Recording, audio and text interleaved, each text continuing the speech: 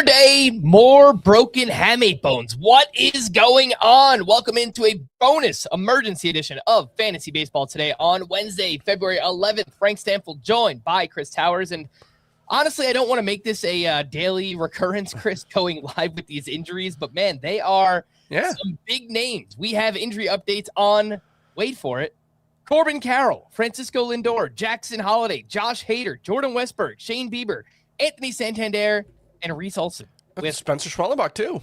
With more to come, I'm sure. Yeah. Let's start with Corbin Carroll. He will undergo surgery on the hamate bone. Apparently, yesterday, walked past his manager, Torey Lovullo, and said, I think I just broke my hand. And Torey was like, he's probably just messing around, right? No, he was not messing around. Yeah. I did see Dr. David Chow, pro football doc. For those who play fantasy football, I'm sure you're well aware of his existence. Talking about the hamate bone injury, he says players return in 6 to 8 weeks, but it could take 3 to 4 months to feel 100%. That's just his outside analysis. He is a professional doctor, so take that for what it's worth. Chris, how far did you lower Corbin Carroll in your overall rankings? Yeah, I mean, I guess we'll go turn by turn with all three of these guys, but I think the analysis is going to be largely the same for Corbin Carroll, Francisco Lindor, and Jackson Holliday, which is that you have to downgrade them some amount, even if you buy the idea that they'll be back in 6 weeks and ready for opening day. Well, if you actually look at the calendar, 1, 2, 3, 4, 5, 6 gets us to March 25th. And March 26th is opening day. So you basically need to hit the best case scenario timetable to be ready for opening day. Even if all three of them do that, though, you're still talking about a situation where they're missing all of spring training, potentially. Not getting into any games until the start of the season. Maybe that doesn't matter. Zach Neto missed most of spring training last year, if not all, and he had a career year. That happens. But I think the bigger concern for me is not the idea that hamate bone injuries are this like death knell for players. I think we've kind of moved past that. I think there was I think a lot of fantasy players, including myself, used to look at hamate bones and say, well, kind of a lost season after that. I think the data doesn't necessarily back that up. But what I don't like to see is players getting their spring training disrupted. And so with Carroll, I've moved him out of the first round for sure. I think it'll be after Jackson Churio, so I'm moving him down to 18 or 19 right now. But then I look at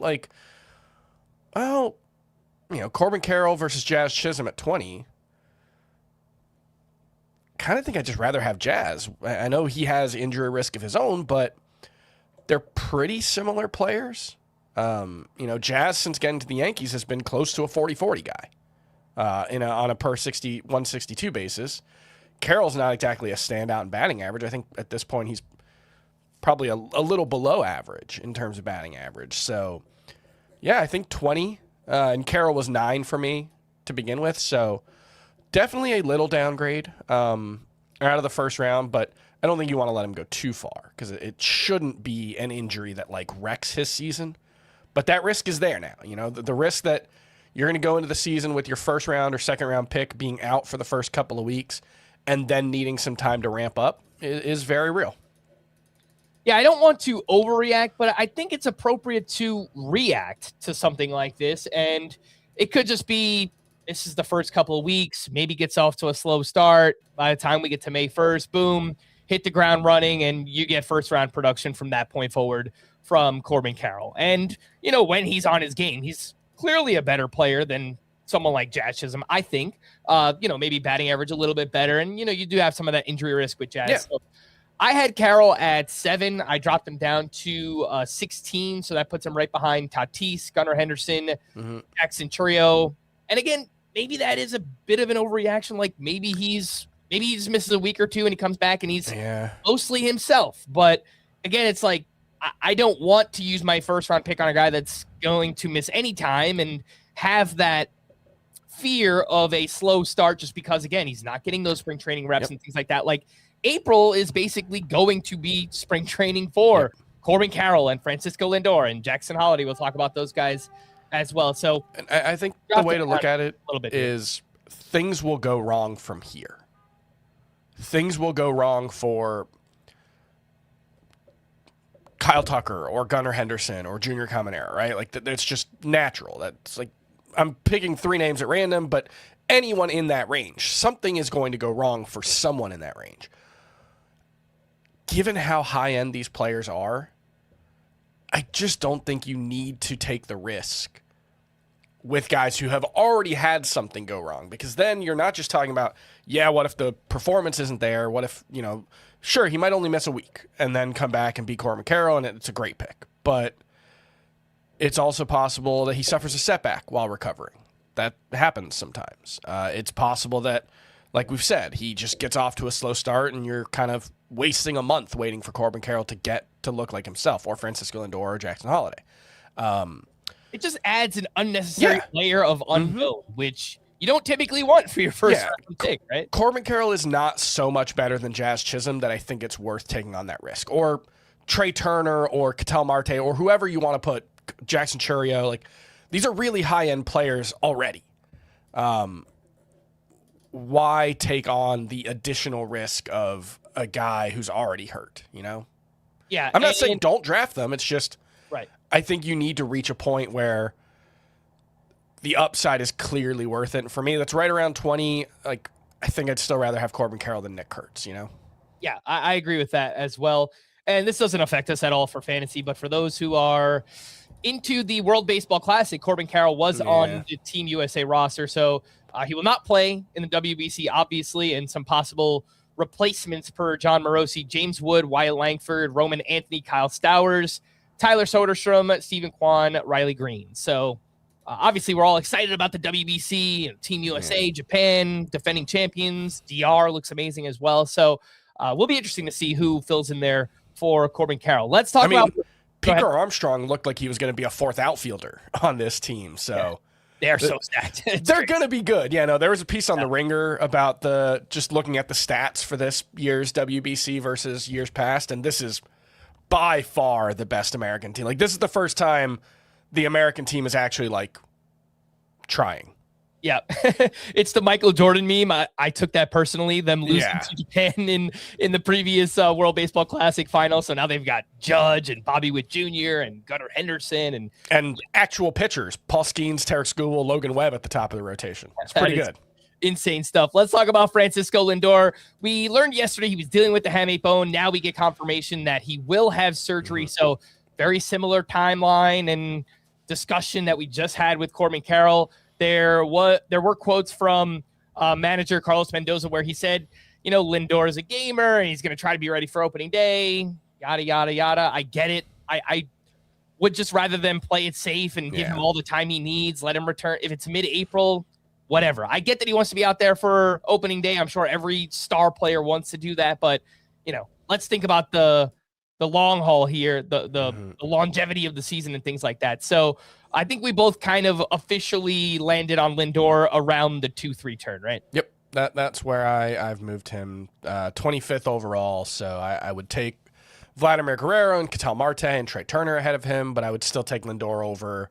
For me, it's like that second crop of pitchers. Logan Gilbert, Yoshinobu Yamamoto, Christopher Sanchez, those guys. And then, I'm higher on Yordan Alvarez. I would take Lindor over him. I would take him over Pico Armstrong and James Wood, but that's the range.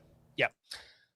And we have one more hamate bone injury, Jackson Holliday, who we learned as well. So we just did our second base preview, so that's already a little bit outdated talking about Jackson Holliday on that one. And polarizing player to talk about already, the way that he had a fine season last year. He continues to improve. He's still young enough where he can get better, but for someone who doesn't elevate the ball all that well and doesn't have, incredible raw power so far in his career, it's not exactly what you want to see for Jackson Holliday. So how far did you lower him down the rankings? Yeah, he's not nearly as bankable as Lindor and Carroll. We already had questions about how good Jackson Holliday actually is. So it's a lot easier to be aggressive with moving him down. I think it's going to be right around 170 for me. He was right around 125 before. So, about a 4-round drop for Jackson Holliday. And I think I feel a little better about taking the chance on him there because, well, yes, now we're getting that discount we were hoping for, right? Yeah, now there's that, obviously the risk of the Hamate bone, but there was always risk here in Jackson Holliday's profile. He hasn't shown actual high-end MLB upside. The best argument for him is he's 22 and has held his own as a major leaguer, and usually that means that player has a big ceiling, but it's a lot easier for me to make that case with Jackson Holliday if he's a 15th round pick than if he's a 10th round pick. So I'm probably more likely to buy Jackson Holliday as a result of this injury than I was beforehand. Yeah, the ADP for Jackson Holliday, according to Fantasy Pros, 126.4. I lowered him to 175th overall.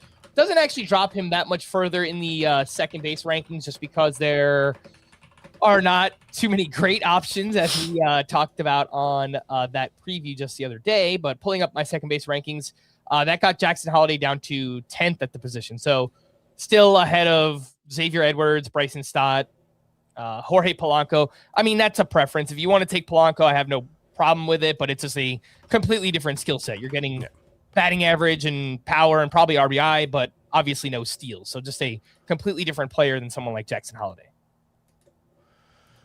Yeah, sorry. Who was that again? I was just talking about Jackson Holliday, like where he ranks at second base now. Okay, yeah. 10th at the position as well. You mentioned Polanco. I did move him right below Polanco. I have him between Jorge Polanco and Cedar Rafaela. Right ahead of Marcus Semien as well. Again, I feel more comfortable with that than I did with where I had Jackson Holliday ranked beforehand. So it might depend, Polanco versus Holliday might depend on what skill set you're looking for. Polanco, I think, is going to be much better in power and RBI. And a better points league player for sure. Yeah, much better points league player. Holliday, him and Cedar Rafaela, it's very similar cases. I think Holliday just has more upside, so I'll take Holliday over him even after the injury. All right, let's take a quick break. When we return, we'll talk about Josh Hader. We got an injury update on him. We'll do that right after this. When you need your sports news all the time, we've got breaking news to bring to you. CBS Sports HQ gives you a snapshot of all the sports that matter to you. When you need your sports in a snap, find it on CBS Sports HQ, streaming free anywhere you are. Welcome back in. Little bonus emergency edition of Fantasy Baseball today. 2 days in a row talking about a lot of injury updates here as players and teams report to spring training. We learned that Josh Hader was recently dealing with bicep inflammation. He took 10 days off from throwing.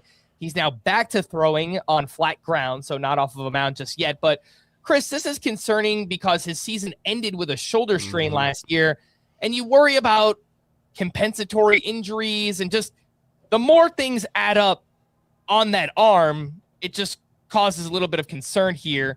And there's a really good reliever on the roster with him in Brian Abreu, so they could slow play this if they want to. They haven't said, he's in danger of missing opening day or anything like that, but we kind of have this compounding thing with the shoulder to end last year and now biceps to start spring training for Josh Hader.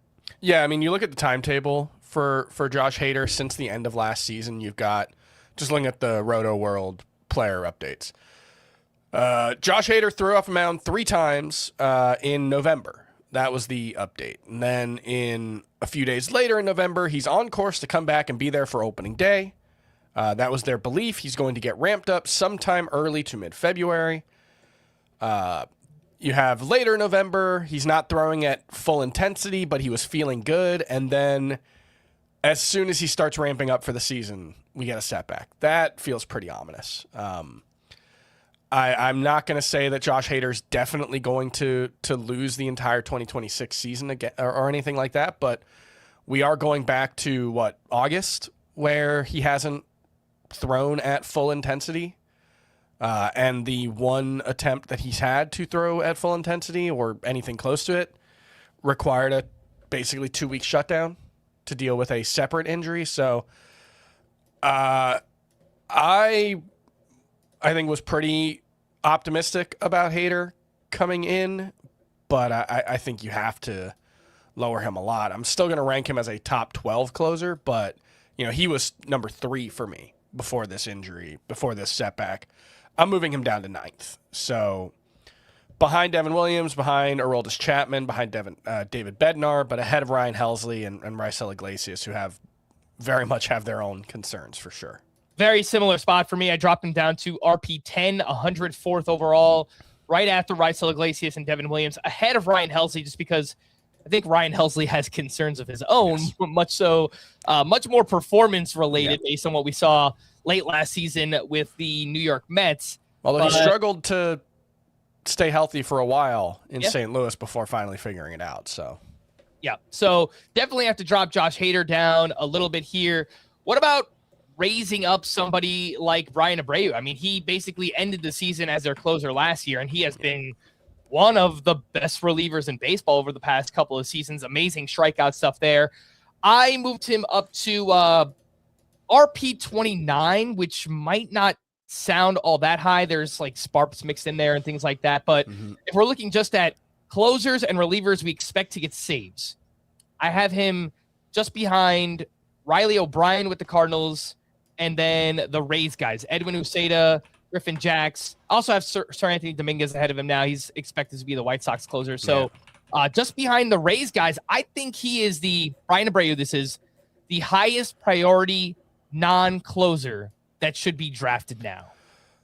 I guess it depends on how you define non-closer, right? Because not the Rays guys, but that's specifically what I was thinking. Edwin Uceta and Griffin Jacks both have, I think, top 5 closer potential if they ran away with that job, but neither is actually the closer. So it's hard to know how to. But like, I guess handcuff types, right? Like Robert Suarez, who is a high-end handcuff as well. Yeah, but like Daniel Palencia got the vote of confidence from the Cubs manager earlier today that if the season started today, he would get the first save. So I think you'd rather have him than Brian Abreu. Same thing with Jeff Hoffman and the Blue Jays.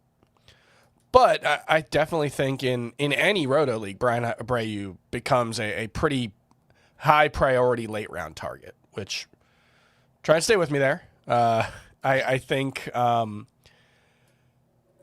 he is someone that you don't need to draft in the middle rounds, but once you're down to your last pitcher spot or a bench spot, I think there's a real chance that we end up getting 20 saves out of Brian Abreu. And what's nice about him is, even if you don't get that, Brian Abreu is still a real standout pitcher. Especially I want to say he's been like a real standout in whip at time. 104 in 2023. Last 2 seasons, not quite as good. A lot of strikeouts. He does walk quite a bit. Yeah. But, low 2s to low 3s ERAs pretty consistently the last 4 years. His worst ERA is 3.10. Would definitely, I think, be the closer if anything happens to Hader. So I think Abreu has to be someone that's on all radars, at least in categories leagues. And head-to-head points, I don't think it really matters that much. And a high priority, if you draft Josh Hader, just make sure you get Brian Abreu, right? It's much easier for a situation like this to lock up both of those names instead of the Brewers bullpen, for example, where you would have to use, 2 of your top 13 round picks to get Trevor McGill and Abner Uribe on your team, which is another situation that's just kind of up in the air, unless we get votes of confidence there. But Trevor McGill dealt with the injuries late last season. Abner Uribe was the closer down the stretch and seemed more like the closer in the postseason. So we don't exactly know, and they're both really talented. So what do you think about that? Like, would you take Abreu over either of the Brewers guys? I don't think I would. But. I think I would take Abreu ahead of both of them. Actually, no. I'll take the chance on the Brewers guys, but given the likely difference in price, I think Abreu's still the better pick. Yeah. I'm still holding out hope that the Brewers trade Trevor McGill. I know you're fielding offers for him this offseason. It just would make so many other situations much better, man. The D-backs, the Giants, why have you guys not traded for Trevor McGill? We would get a closer on another team, and then we would clearly need Abner Uribe as the closer. Well, I think part of it is teams really like having multiple closer caliber relievers. But the D-backs and Giants have none. Well, yeah, that's a problem. I think especially for the Giants, who fancy themselves a contender this year. I don't know if the Diamondbacks are really, I know holding on to Ketel Marte. They're not punting the season, certainly, but I mean, they trade for Nolan Arenado. I mean, it's kind of a, hey, we're trying-ish. They're trying to, but I think the Giants are much more invested in competing this year. And so it is weird that they haven't tried to upgrade their bullpen. Maybe they just still really like Ryan Walker, which I think is reasonable enough. But yeah, it would be nice to see the Brewers trade one of those guys for sure. Jordan Westburg strained his oblique and will be slow play to start spring training. Mike Elias said he doesn't expect Westburg to play in Grapefruit League games right away, but opening day is not in jeopardy as of now. Chris, did you do anything with Jordan Westburg in the rankings? I dropped him down a little bit, but I don't think it was, even changing his ranking at third base for me. So he's still, probably more like 110, 115, but I'd still, I think, rather have him than Bregman right now. So I'll leave him at number 9 at third base for now. I have Westburg behind Bregman, but ahead of Noelvi Marte, Matt Chapman, Isak Paredes, that group. I think Westburg's a talented player, but he has not showed the ability to stay healthy for sure on the major league roster. I mean, it's not that it's been the same injury over and over, but it's been different stuff. All different kind of nagging things so far for Jordan Westburg in his career. A couple of other things that we learned yesterday, and we mentioned some of these on our third base preview, but Anthony Santander is having shoulder surgery. He's out 5 to 6 months, and he dealt with back and shoulder stuff last year. And it sucks. I don't know the timeline of when this happened because as of December, it sounded like he was healthy. He was a full go. They gave him a vote of confidence. They said, he's going to be a big contributor here in 2026. So something must have happened between December and the start of spring training to cause this. But he is undraftable, obviously, out 5 to 6 months. Maybe he's somebody we pick up late in the season. I do think there's, it's possible that he had a setback. It's also possible that they thought surgery was always going to be a possibility, but it's reasonable. We get kind of, from our perspective, upset when players delay surgery, and you could have been rehabbing in the off season. Instead, you're rehabbing from the surgery when the season starts, and that's frustrating. But it's I do think if you can avoid the risk of going under the knife, it's totally reasonable. Yeah, most players don't want to do that. Yeah, and I mean, it's really sad, but look at Terrence Gore, who passed away a few days ago. That was from complications to from what I was reading, at least, a relatively routine surgical procedure. There's real risk that we don't talk about when this happens because it's pretty rare. But I understand why players try to avoid surgery if they can, and that might be what Anthony Santander just was trying to see if he could rehab it instead. And now it's unfortunately going to cost him a big chunk of this upcoming season.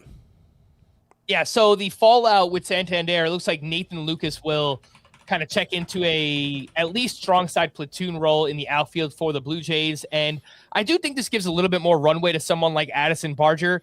He might still be a platoon player, but the fact that Santander isn't there, they need a little bit more punch in that lineup. I think it opens up the possibility of Barger being an everyday player for the Blue Jays this upcoming season. He's been bad against lefties. I totally get that. But I think, at least for me, I'm back on with Barger as a potential breakout candidate. Shane Bieber is still dealing with forearm fatigue. He will not be ready for the start of the season. So they kept Jose Barrios around. It seems like he just kind of slots into the Blue Jays rotation there. I lowered Bieber outside of my top 200 overall. It was SP 66.